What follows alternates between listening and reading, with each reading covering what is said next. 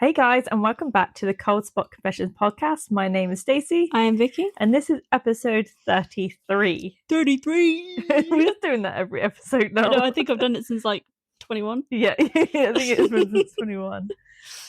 Right, yeah, so we're back. We're actually doing it another episode. We're on time. Yeah, we're doing it. Yeah. I mean, I was supposed to do it on Sunday, but I was knackered. Yeah. But hey, you guys are still listening to it on Friday, so it makes no difference to you. Don't judge. Yeah, exactly. You get it on the Friday. I just have less time to edit. Yeah. It's fine. I actually fell asleep editing the other day, so I had to edit over 2 days. So, how have you been anyway, Vix? I'm tired. If I lie on my left side, my hip hurts. If I lie on my right side, I choke on acid reflux. Love the acid reflux. Yeah. I thought I got away with it. I'm not having it. No, it creeps. I had it throughout my whole pregnancy with Enzo from like day one of finding out I was pregnant. And then with this one, I didn't have it at all. And I thought, oh, thank God, I've gotten away with it. No. So now I don't sleep. Yeah, I don't sleep because Aria's going for a sleep regression. She's got that brace on and she hates it. Well, hopefully she won't need it anymore. Fingers crossed. I think I'm worried about if it doesn't go well tomorrow. Because for who doesn't know, does that make any sense? I don't know. For those of you who don't know, Aria has a hip scan and her physiotherapy tomorrow, where we find out if she needs to continue wearing her brace or not.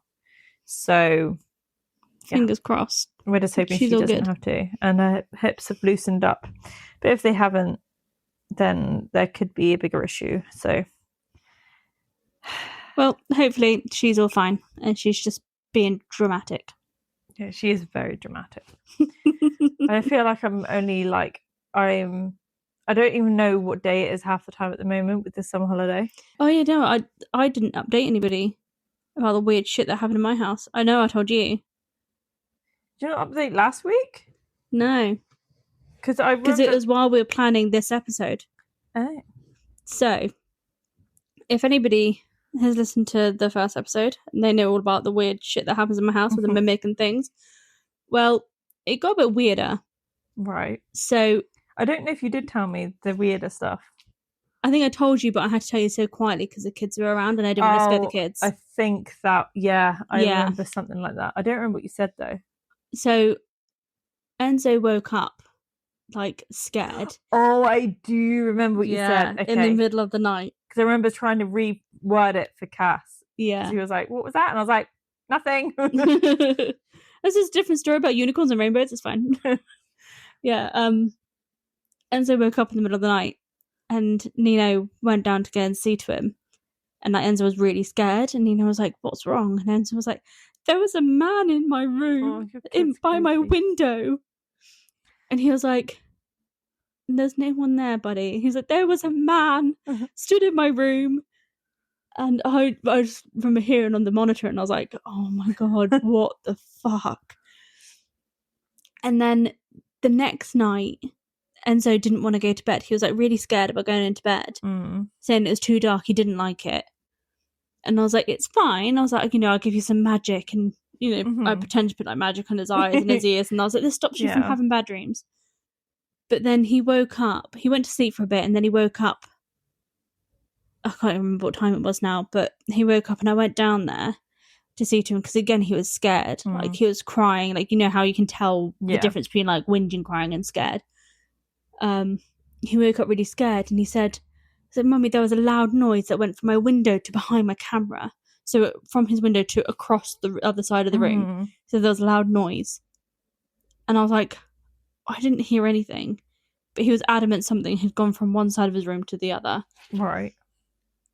And it got to the point where he was so scared to be in his room with the lights off. We had to have the door open and the hallway light on for ages. So now, have the night light? Well, we've got him a little nightlight now. We found one in Lidl's, like a little Spider-Man one. So he's got a nightlight now. Right. Anyway, we've been babbling for a while. After that whole download of everything going on, let's get into what we're talking about today. So today we are talking about the Merry Maidens down in Cornwall. So if you don't know, it is a stone circle. And I'm going to be covering that one. And Vicky is covering a true crime mass shooting that happened in Penzance. So we're doing very local things at the moment. But in a few months' time, it will make sense. This will make sense. And even though also, it's nice to cover local stuff. Exactly. And we are Cornish. Yeah. So why not? Why not? We will be covering a few other things as well. It's not just going to be Cornwall, but the majority of it is in the next couple of weeks will be. But there are reasons behind this, and you guys will find out soon. So yeah, it will be worth it.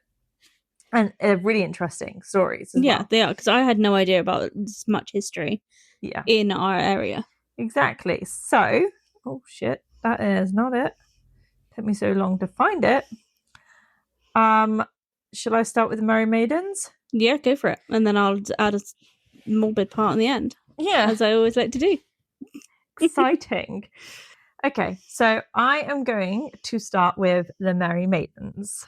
Mm-hmm. And so if you drive down the B3315 road near a tiny village called St Buryan, you'll find a field that looks quiet on the surface, but holds a very heavy energy. And that, my friends, is the Merry Maidens. Yes. So if you were to look at this from like an aerial map, you'll see 19 granite blocks. Yeah. Kind of like Stonehenge, but not miniature and not like stacked. Yeah, they're like just vertical. Almost like gravestones. Yeah, but like giant. Yeah. And they are in a perfect ring, which is weird because it's been there for a very long time. Yeah, like a very, very long time.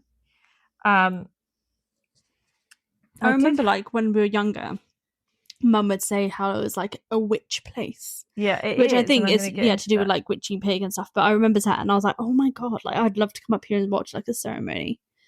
I was like really intrigued by it, and then I forgot all about it because we went up there. Like, how old was I? I think I was 16 when I first went there. I'd always heard about it, and I remember saying to Mum, like, I've never been to the Merry Maidens. She was like, what? I was like, I'd never been. And at the time, I'd never even been to St Michael's Mount either. Yeah, to be fair though. So she was like, right, okay, we're doing both. I can't remember when. I think I went there with Mum once on a walk, but I don't think we looked at it. Like, no, like we had Ben and Sam with us, so I couldn't look around properly. But I remember I was like 16 and saying to Mum, like, I've always heard of these places and I've always wanted to go, but obviously I couldn't drive at the time. Mm-hmm. So I was like, I've never been. And Mum was like, we're going there. And I was like, I've never been to St Michael's Mount either. And she was like, okay, we're going there too. So I can't believe you've never been. I was like, you never took me. Yeah, how can I go by myself? You're literally the one who's meant to take us, Mum. Yeah. So this place is like drenched in like paganism as well. Mm-hmm. It's witchy, a very paganism. witchy, pagany place. I was trying to find. I thought I had the dates, like how dated it was, but I can't find where it is that I found that. Do you want me to have a look? See if I can find something. It's annoying because I had it.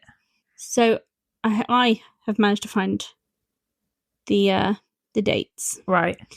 So saves you getting off your notes page, because I know how long it took you to find your notes page. It took way I still too don't long. know how you haven't managed to figure out your phone, but anyway, the Merry Maidens, also known as Dawn's Mayan.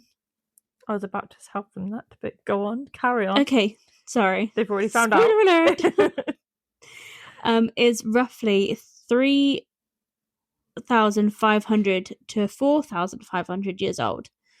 So archaeologists date the site to the late Neolithic to early Bronze Age, built between 2,500 BC and 1,500 BC.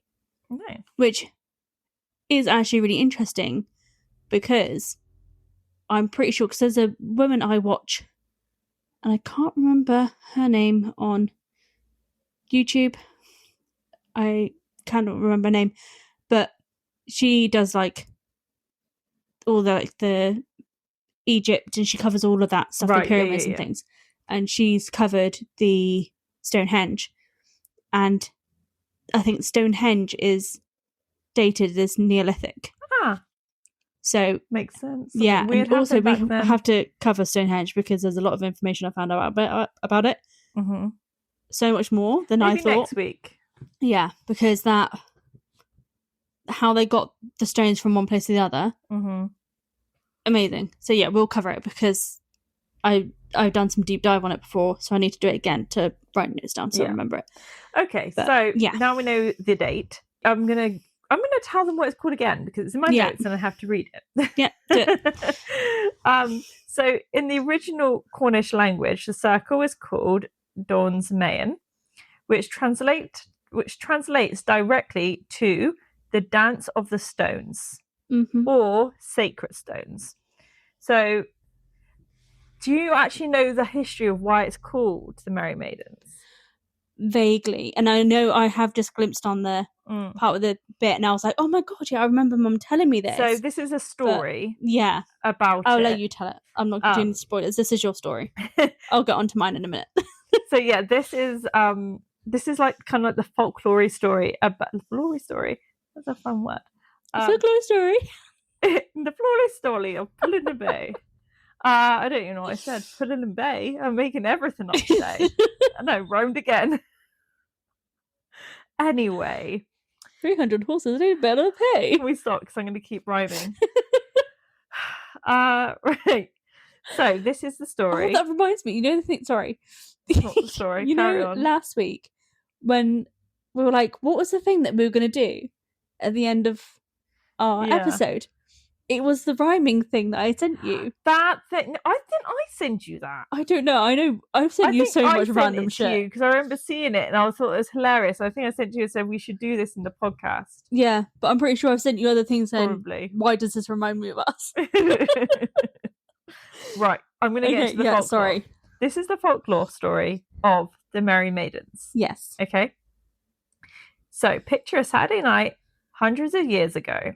Okay, I was thinking Saturday night in a nightclub then. This is not the same. Hundreds of years ago. Okay, they don't have nightclubs. Nope, they had a field. And some sticks. A group of 19 young local women decided to sneak out into the fields near St Buryan. There was a wedding celebration happening and they wanted to keep the party going. They brought along 2 local pipers to play wild, traditional folklore music for them. Now, imagine being out there in the dark, under a clear night sky. You're young, you're laughing, dancing hand in hand in a circle, losing all tracks of time. The music gets louder and faster, and the dancing gets more ecstatic, and nobody is paying attention to the clock. Then, bam. Bam! Bam! Then, bam! Across the fields, the distant, heavy iron bells of St Buryan Church strike midnight. Dun dun dun. Okay, so and in that era, midnight on a Saturday meant one very strict thing. It was officially Sunday, the Sabbath. According to the myth, breaking the Sabbath with wild music and dancing was an unpardonable sin. The second that the final bell chimed, a divine, or depending on who you ask, demonic curse swept across the dark field. In a fraction of a second, the music stopped. The maidens' laughter froze in their throats and their joints locked up. Their skin hardened into cold grey rock, and all 19 of them were petrified on the spot mid-step. Oh, damn. So it's quite a terrifying concept, really, if you're partying at that time. I kind of want to do it just to find out what will happen. But I'm not that stupid to do it. Yeah. But that is how the Merry Maidens myth begins. And it doesn't just end with the girls, because there's 2 musicians. Yeah, I was just thinking that. I was like, okay, so what happened Well, if you walk about 300 meters away from the circle across the road, Standing in another field, there are two massive single standing stones called the Pipers. Oh, see, I never heard of the other two stones. No, so they are the tallest standing stones in all of Cornwall, over 4 meters high. Oh, wow. Yeah, I don't know how we didn't know that. I didn't know that until I Yeah, I didn't know about the Pipers. I knew about the Maidens, Merry Maidens. I didn't know about the Pipers. Well, apparently the legend says that the Pipers heard the church clock strike midnight first. They realised what was happening, panicked, dropped the pipes, and started sprinting up the hill to escape. But the curse caught them mid-stride, turning them into two massive stone pillars right where they ran. Oh, wow. There's even a third stone nearby, often called Goon Rith, or the Fiddler, who supposedly is a... I was waiting for that face to change. Was he the one that was just stood there watching the girls? He's fiddling. I literally saw in other you words, trying to control yourself.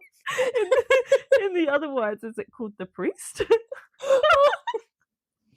Although it wasn't dancing boys, so I guess it probably wasn't. Yeah, no, they were 19. They weren't children. Oh. No, there was 19 of them. Oh yeah, they're young women. They were. Yeah. Yeah, 19 women. So yeah, I'd say they wouldn't have been children out there partying. But it doesn't give much more explanation on the fiddler. To be fair, he just supposedly met the exact same fate. He's just. I think there's a reason he's called the fiddler, and I'm going to leave it there. And that's why he got petrified. He was caught mid-stride too.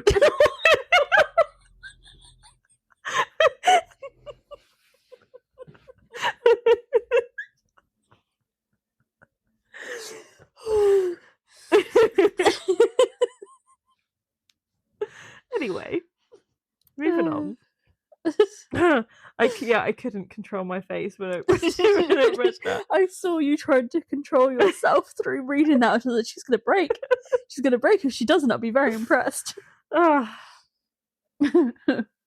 Right. Now, I know that you're probably thinking, because I thought the same thing too, okay? What, the fiddler was a fiddler? No. It sounds like a classic religious propaganda. Well, yeah, but isn't everything? Exactly. So it's the ultimate Victorian parent cautionary tale, like, don't stay out late drinking and dancing on a Saturday night because God will turn you into a boulder. That's a nice boulder. I like that boulder. That's what the fiddler said.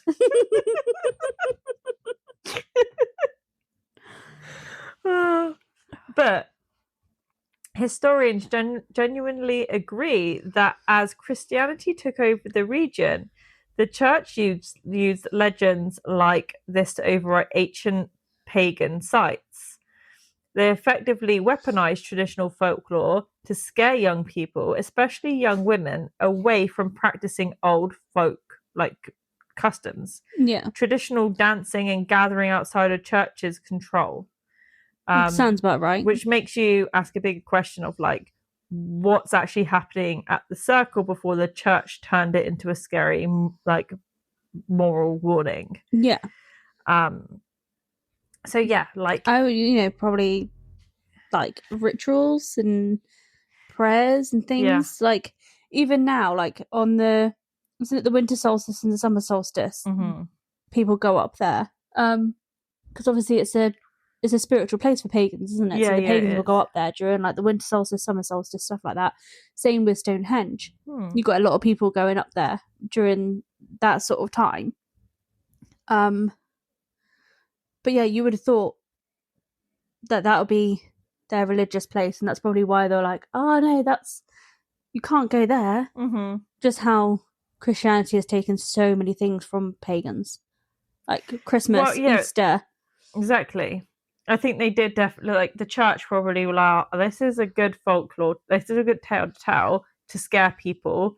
But the pagans are probably like, what the fuck are you trying to stop us doing shit? Yeah, like, we're free-spirited, and they're like, no, you're a woman. Know your place. Yeah. Like, get back inside, get back to the kitchen. And she's like, no, let me dance. Oh, I have got the dates. Oh. So now we've kind of done that part of the actual folklore story. Yeah. Let's take a look at the actual archaeology for a second, because the real history is just like a mind-blowing ghost story and fun stuff. It's not all about the folklore, although I do like the idea of that.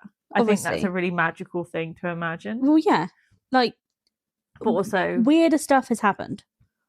Yeah. Same as Stonehenge. There's a weird freaking thing going on there. Mm-hmm. That, like, why was it even built? Why was it from these certain granite blocks? Yeah. Even with the pyramids and other, is it Machu?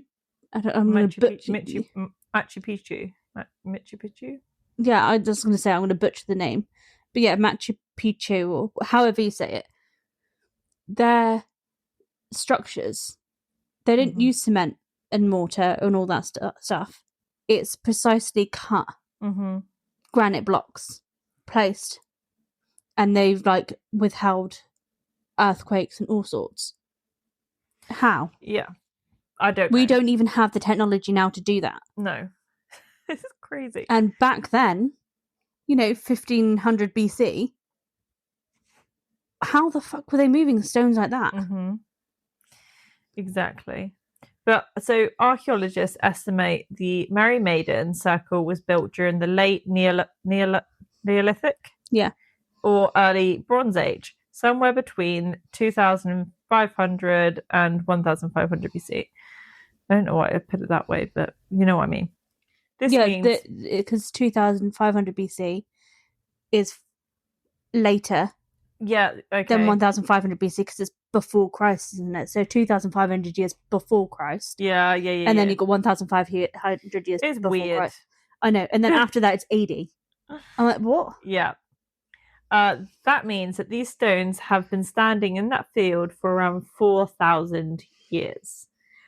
What makes this Merry Maidens so incredible compared to hundreds of other stone circles in the UK, it is geometric perfection. Most prehistoric stone circles are lumpy, oval, or uneven, but the Merry Maidens form an almost exact circle about 24 meters across. Jeez. There are 19 stones spaced around 3 to 4 meters apart, and they were placed there with extreme care.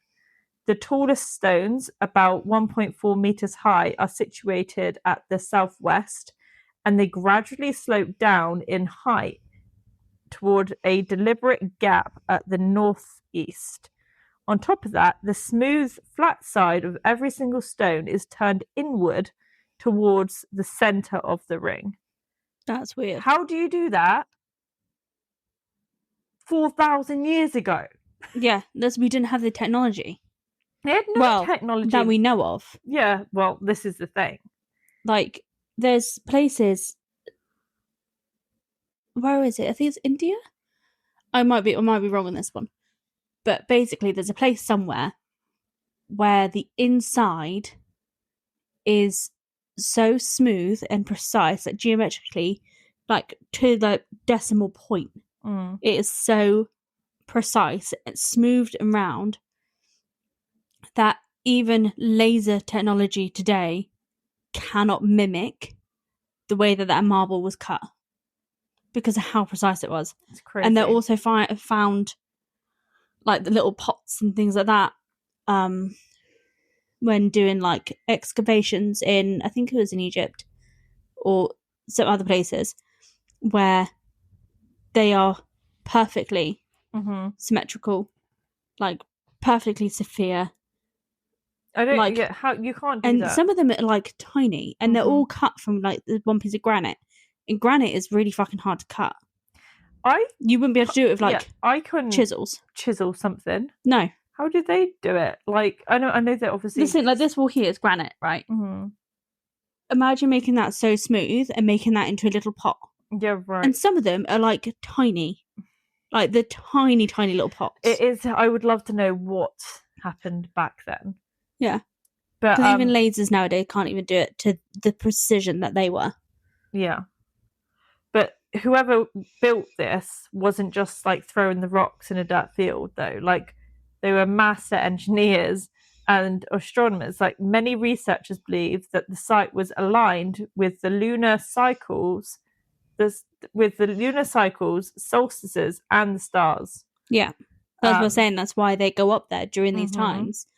But here's where things get really weird for us, like paranormal enthusiasts. Yeah. So if you read trip logs and articles in local Cornish journals or talk to people who visit the site today, you start noticing a pattern. So people experience strange physical sensations the second they step inside the ring. Visitors frequently report a sudden drop in ambient sounds, like stepping into a soundproof room. That's so weird. A weird shift in air pressure. People who use copper rods to feel underground energy lines claim that the Merry Maidens sits on a massive intersection of ley lines. Don't know what ley lines are.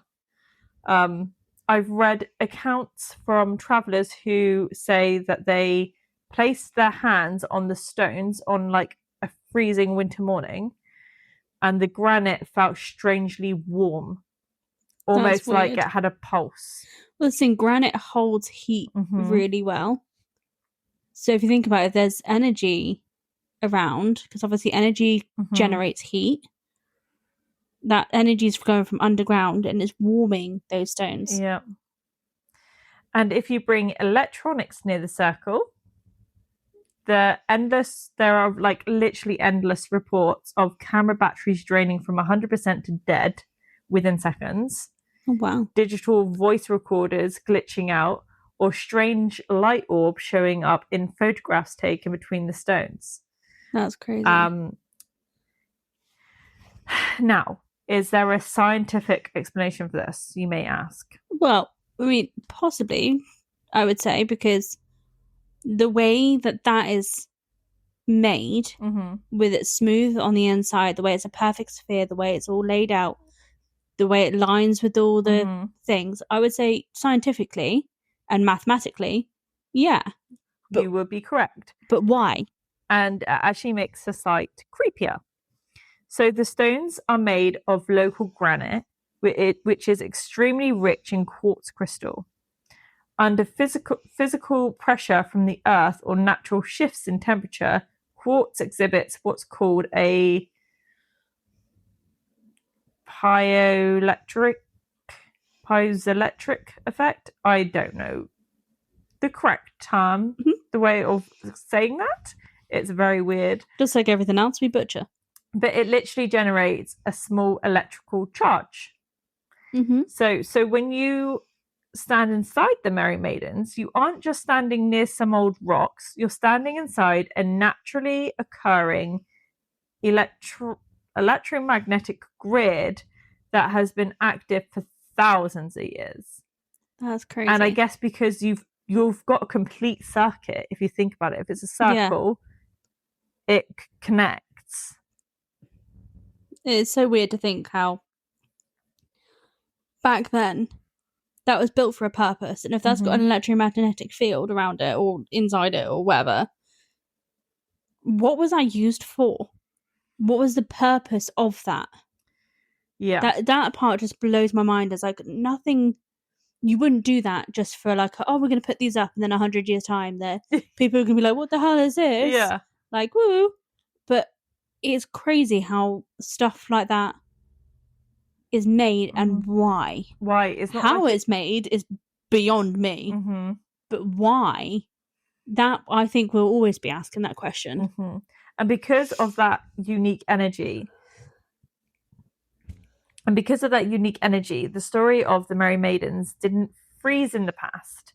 It's very much alive today. Yeah. So Cornwall has always been famous for its deep ties with witchcraft and folklore magic, which I absolutely love. That we come from a witchy place. I just love it. And I love that our ancestors are also from a witchy place. Yeah, ours are from our ancestors, New Orleans. Yeah, it's so cool. Anyway, we'll go to that another day. I want to find somebody who specializes in all the pagan stuff. Mhm. I mean, I know some pagans, but There must be some the Cornish history- people we can meet up with and have coffee. yeah, that's. If I'm anyone going to is ask Nino listening- because Nino was in that circle Mm. with his ex-partner.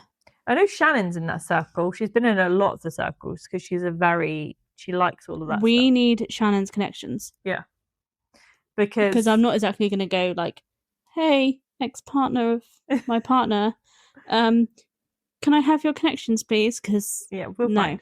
But also, anyone I mean, listening, also there's so many people around. yeah, Literally, Maisie Day. My neighbour, my old neighbour. I'm pretty sure she's pagan. well, anyone who's I might listening have to message us, her because she does all the Maisie Day stuff as Yeah. well.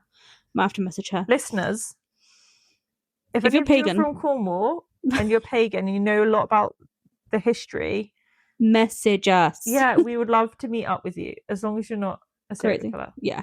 Like, message us first and we'll kind of like We'll get your vibe. negotiate. Yeah. We'll do some background research and find out if you're gonna try and murder us or not. Yeah, we'll meet in But a in all public place. seriousness, give us an email because we would love to Yeah. get more information. I mean, even if you don't want to like meet up or anything, just tell us some stories, Mhm. some history. We want to know. We Okay. want to know more. We do. But well into the 19th and 20th centuries, rural Cornish communities relied on pillars or local cunning folk or white witches for protection, healing, and uncursing. Mm-hmm. And today, modern pagans, Wiccans, and spiritual practitioners still flock to the Merry Maidens during the key seasonal festivals like Beltane. Is that winter solstice or summer solstice? I know it's. I think it's winter solstice because then there's the summer solstice and Samayan, which I don't actually know when that is. Isn't that the longest day? No, that's the summer solstice, isn't it? Oh yeah. I can't remember. We're going to do some research on what these Yeah. things are. But people basically gather inside the circle. And if you visit, you'll often find small offerings left on the stones, like fresh flowers, ribbons, ties, to like nearby hawthorn bushes, or small quartz crystals placed on the crevices of the granite. I wouldn't advise moving them. Probably something will happen to you. Yeah, and I wouldn't recommend going there just to vandalise things because that's what some people do, which really annoys me. Some people go on holiday and they're like, "Oh, it would be funny if I pushed this one over." Mm-hmm. Like, don't do that shit. But I do love the poetic irony of that. Like the church tried to use like this scary story to say, "Don't dance here," and hundreds of years later, people look at the site and say, "We're going to go dance here anyway." Like, Yeah, let's do some dancing. Let's do some go. rituals, some dancing. Yeah, celebrate these Stay up Merry past Maidens. midnight. Yeah. And in recent years, artists and writers have explored concepts like Merry Maidens 2.0 and rituals and relics, framing the site entirely. Like, instead of seeing 19 foolish girls who were punished by a vengeful god, modern visitors view the stones as a symbol of a feminine power, sisterhood, and ancient joy. They don't see victims, they see guardians. Yeah. Which I like. I like that. And when you look into the modern British witchcraft history, figures who were publicly recognised as traditional practitioners, sometimes even referred to in national news as the Britain's official witches, have written extensively about the sites like St Buryan, the Merry Maidens in St Buryan.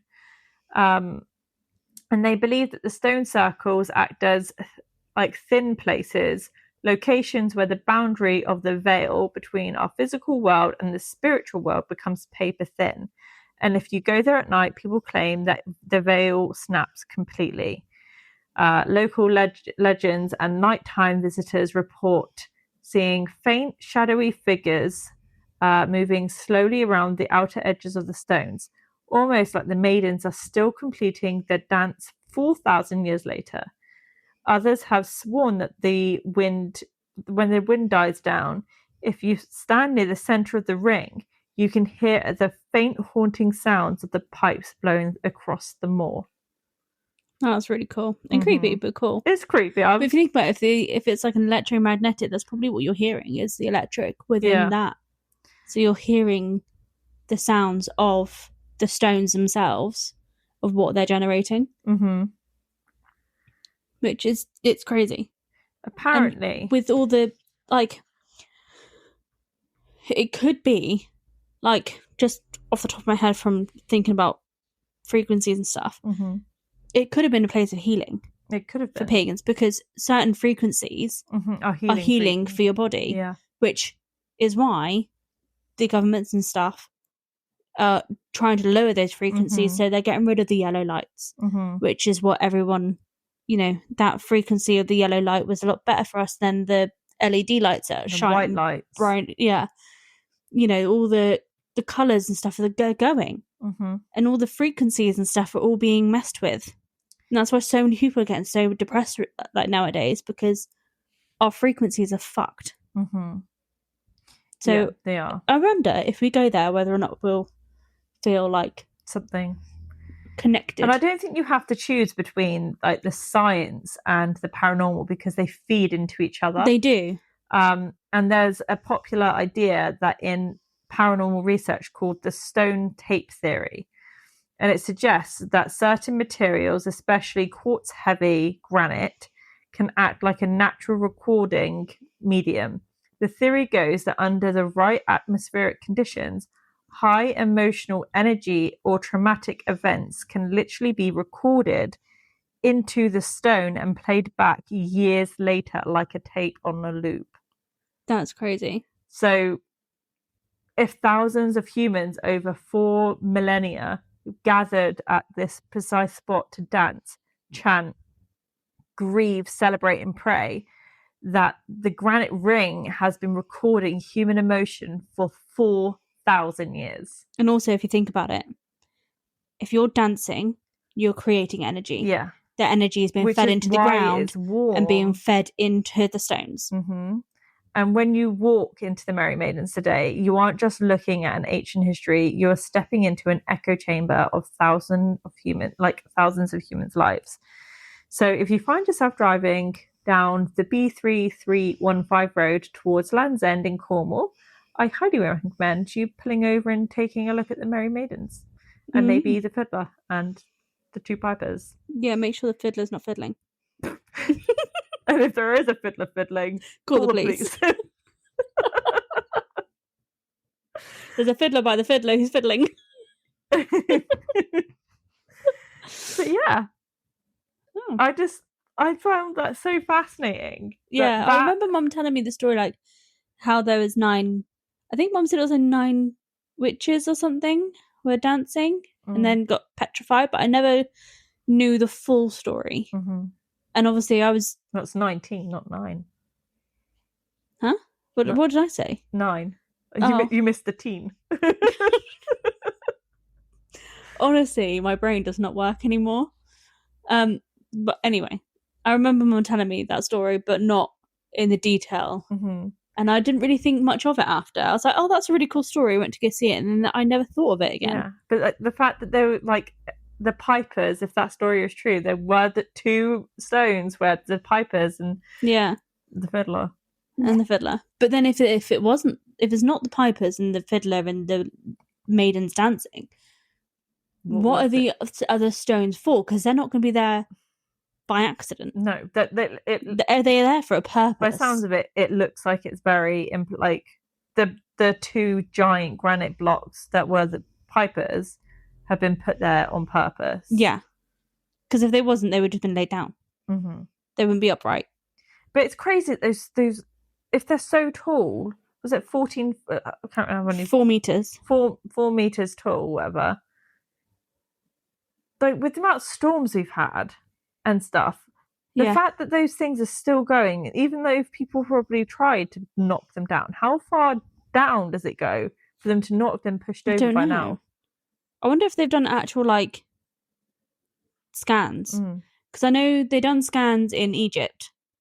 You have the radar. Yeah, they've done more scans recently because they found a second sphinx. Yeah. Because there's a man, I can't remember his name. he basically said, look, the way everything's mathematically laid out, there's going to be another Sphinx on this location. And everyone was like, no, it's just a pile of sand, because where he said there was a second Sphinx, there's like a pile of sand over it. And he was like, no, that sand's got nothing to do with it. That sand is literally just a natural pile. It's under the sand, like buried under. And he got permission to do the scan of the entire place.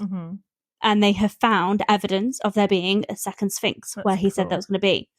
And basically, you know the way the Sphinx has a really tiny head compared to the rest of his body? They were like, that doesn't make sense for how precise the Egyptians were. Yeah.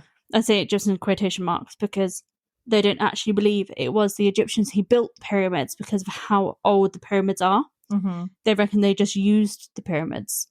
But basically, the Sphinx, they reckon, was actually originally a lion's head and not a dog. Because the way that, I think it was something to do with the person who was alive when they were being made, and the history of that makes it so it would be a lion. Right. And basically when somebody else took over, they were like, no, we're not having the lion anymore. Like, that's not history. We're not saying that's anything to do with history anymore. We're going to recreate it. And they chopped off the head part of the lion and remade it. Wow. So they reckon if they dig up the second Sphinx, which is like hundreds of meters down, if they did actually excavate it, they would see the lion's head. Interesting. Rather than the dog.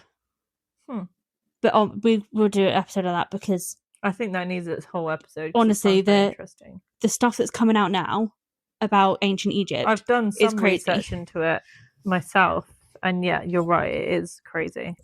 I think I've sent you some of her stuff before because I was like, oh my god, this is mad. Anyway, let's go off from. Yeah, now we've covered the Merry Maidens. Vicky's going to cover, what was it, a massacre? It was a murder. Oh. Yes. So, we're heading into the rugged south coast of Cornwall. So, we're in Cornwall anyway from the Merry Maidens. This is before you get to St Buryan. You're in Penzance. Yep. Got to go through Penzance to get to St Buryan to see the Merry Maidens. So, in the town of Penzance in July 1886, got a picture, a nice, quiet, sunlit Wednesday morning along the Mounts Bay promenade. I'm picturing it. The fishermen are hauling in their morning catch. I thought you were about to say the fishermen were horny. No, we're not on about the fiddler anymore. Okay? We're not on about the fiddler. We're about fishermen. They probably are horny, though. Well, that's why they're called seamen. Anyway. The locals are going about their day in Marine Place, which is a tight-knit working-class alley right next to the historic Navy Inn. Right. Do you remember where that is? Nope. Right opposite the Jubilee Pool. Yes. Yeah. Okay. So you got the Navy Inn. Within a span of just a few minutes, this place became the site of one of Victorian Britain's most shocking triple murder suicides. Ooh. We didn't get told about this in our school. No, this is the type of history I'd like to know. Yeah, I would have aced my history test if this was my history. Anyway, instead I had to learn about the Treaty of Versailles. I made it fun. Yeah, you made it fun, but still. So that's the only thing I can remember about my history lessons was the Treaty of Versailles because of you. You're welcome. So, yeah, thank you. Yeah, so our central figure is 51-year-old James Hawke. Okay. Hawke was born in Penzance in 1835, apprenticed as a tinner, and spent decades living in Australia. Police gazettes and his own poetry reveal a troubled life abroad. Troubled life abroad. Okay. Riddled with heavy drinking, ship desertion, and brief stints in jail. Okay. So he wasn't like He wasn't a great guy. He was having some he troubles. had some demons. Okay, so when he returned home to Penzance in 1885, he seemed to have turned a page. Hawke moved into number 1 Marine Place with his sister, Mary, and her husband, Charles Irwin. Irwin? U-R-E-N. Irwin. Why have we... I swear we've spoken about an Irwin before. I'm not sure. I don't think it's the same people. No, but I'm thinking the family. Anyway, carry on. Okay. He was a local shoemaker. And neighbours described Hawke as quiet, polite, and completely unassuming. That's what they always say. Yeah. But I mean, this is before they knew his history in Australia. Yeah, but of being a bad man. I swear every single thing of some crazy person that shoots up a place or he's so murders quiet, someone. So lovely. Yeah, he's friendly, a little bit dumb, but wouldn't do any harm. Yeah. Carry on. On July 28, 1886, Hawke spent a calm morning out on the bay fishing with his friends. He returned to Marine Place shortly before noon, and what happened next was sudden, senseless, and horrifyingly brief. Oh. Hawke drew a revolver and opened fire inside the home. He shot his sister, Mary, and he shot her husband, Charles, and he also shot Elizabeth Gerard? Yeah, Gerard, the wife of a local jeweller who was simply visiting the house at the wrong moment. Wow. Picked a wrong day for a coffee. Yeah. Hawke then turned the weapon on himself, taking his own life. That's such a pussy way out. Yeah.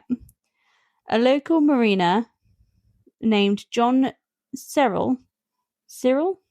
S-E-A-R-L-E. Cyril? I don't know.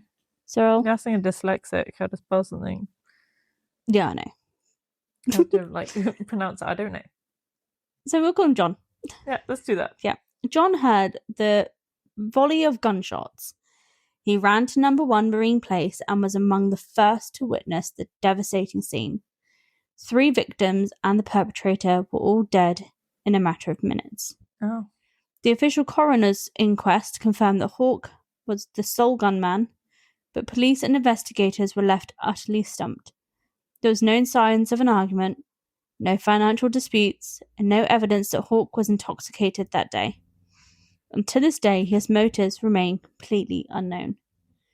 Marine Place itself was demolished during the 20th century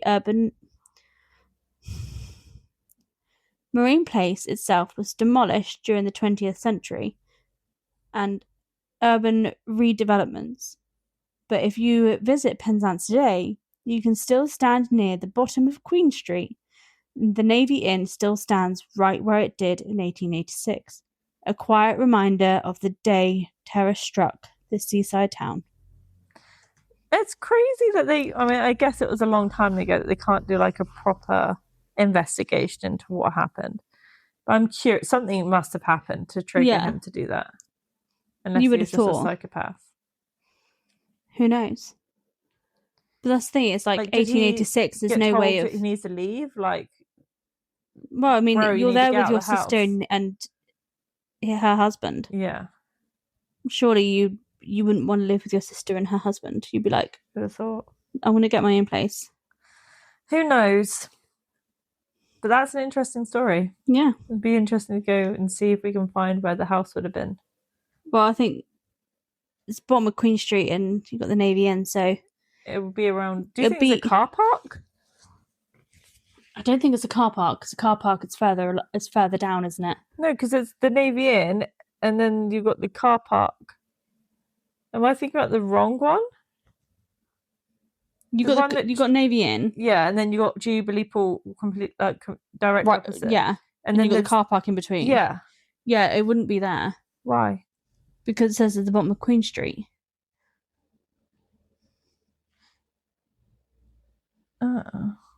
Where's Queen Street? So you can... Oh, I know where Queen Street is. So you got Chapel Street, Yeah, which but then they're leads really you far away from each other. They are quite far away. Weird. Maybe I have to try and dig up some mob maps. See where it would be. Wow. I think they were good stories. Yeah. I enjoyed those ones. Yeah, I did. I mean, not for the fact that 3 people died. No. Well, technically 4 people. Yeah, that's true. I didn't like that part, but I did like the story. Yeah. Yeah. What was the game? I can't remember what the game was that we were going to play. It's like, you have to finish off the rhyme. So, I can't even think of any right now. Would you ever put your mother in a coffin? No, but I would make her eat a McMuffin.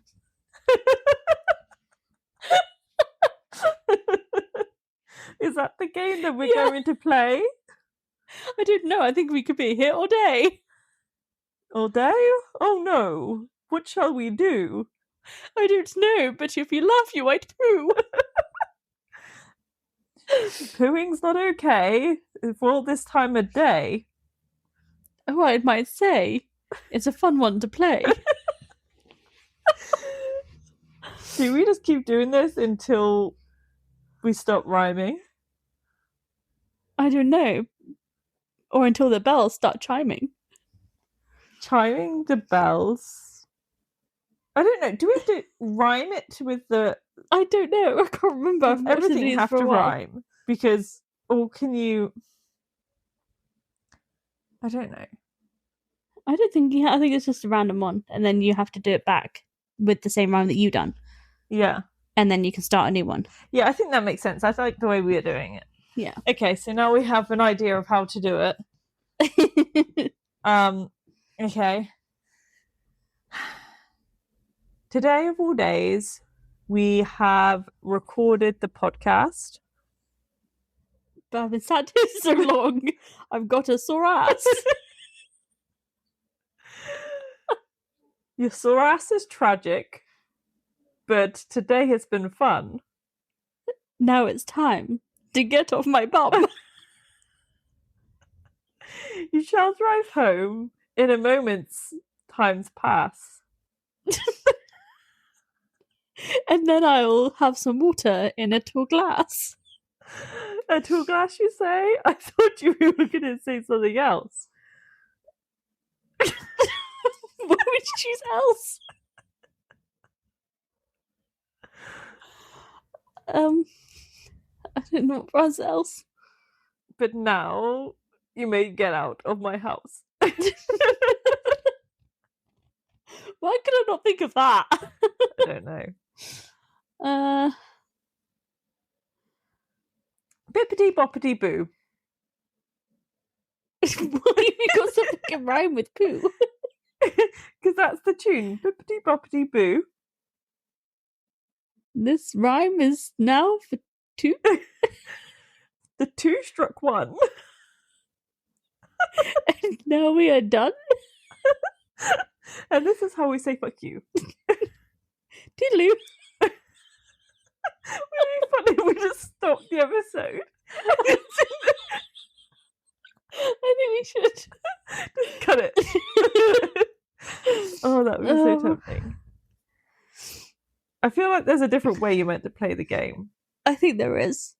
Oh well, then that's our version of the game. Yeah. Oh, and by the way, guys, you just lost the game. Anyway, I think that's it. Yeah. Thank you so much for listening, guys. We hope you've enjoyed this episode. If you have any other episode suggestions or any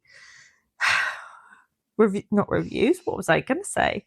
Listener stories that you'd like us to read out, then please do email us at thecoldspotconfessionspodcast@gmail.com. And let us know if you've visited the Merry Maidens and how you felt.